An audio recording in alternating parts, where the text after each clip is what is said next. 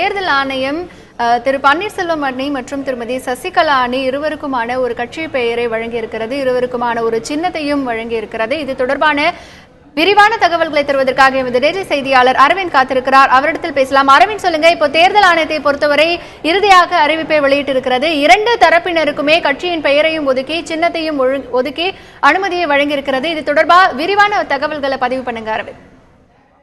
பன்னீர்செல்வம் தரப்பை பொறுத்தவரை தற்போது அவர்களுக்கான கட்சி பெயரும் கட்சி சின்னமும் முழுவதுமாக ஒதுக்கப்பட்டு விட்டது.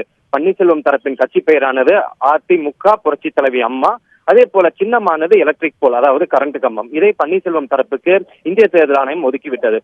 அதே போல சசிகலா தரப்பிற்கும் அவர்களுடைய கட்சியின் பெயரை இந்திய தேர்தல் ஆணையம் ஒதுக்கிவிட்டது. அதாவது அதிமுக அம்மா என்பது சசிகலா தரப்பின் கட்சி பெயர் தற்போது ஆர்கே நகர் தேர்தலுக்காக.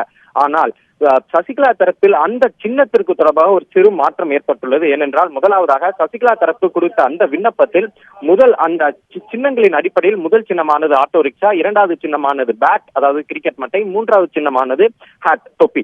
இந்த வரிசையின் அடிப்படையில் தான் சசிகலா தரப்பு தங்களுடைய சின்னத்தை பிரிஃபரன்ஸாக கொடுத்திருந்தார்கள்.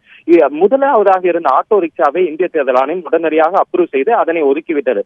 தற்போது சசிகலா தரப்பில் எங்களுக்கு ஆட்டோ ரிக்ஷா வேண்டாம், எங்களுக்கு ஆட்டோ வேண்டாம், அதற்கு பதிலாக தொப்பி ஹேட்டை தாருங்கள் என ஒரு விண்ணப்பத்தை, ஒரு மாற்று விண்ணப்பத்தை மாற்றக்கோரி ஒரு விண்ணப்பத்தை கொடுத்திருக்கிறார்கள். அதுக்கு இந்திய தேர்தல் ஆணையம் இதனை நீங்கள் உங்களுடைய துணை பொதுச் செயலாளர் மூலமாக கையெழுத்திட்டு ஒரு டியூவல் அத்தாரிட்டி அந்த விண்ணப்பத்தின் அடிப்படையில் அதை தாருங்கள், உடனடியாக நாங்கள் பரிசீலனையில் ஏற்றுக்கொள்கிறோம் என சொல்லியிருக்கிறார்கள். தற்போது அந்த விண்ணப்பத்தை மாற்றி தருவதற்கான அந்த டியூயல் அத்தாரிட்டிக்காக, அந்த அத்தாரிட்டி சிக்னேச்சருக்காக டிடிவி தினகரனின் கையொப்பமிட்ட அந்த விண்ணப்பத்திற்காக இவர்கள் காத்துக் கொண்டிருக்கிறார்கள். இன்னும் சற்று நேரத்தில் அந்த விண்ணப்பத்தை வழங்குவார்கள். அதாவது தங்களுக்கு ஒதுக்கப்பட்ட ஆட்டோ ரிக்ஷாவுக்கு பதிலாக தொப்பியை தொப்பியாக மாற்றி தாருங்கள் என ஒரு விண்ணப்பத்தை சசிகலா தரப்பு தற்போது இந்திய தேர்தல் ஆணையத்திடம் வைத்துள்ளது.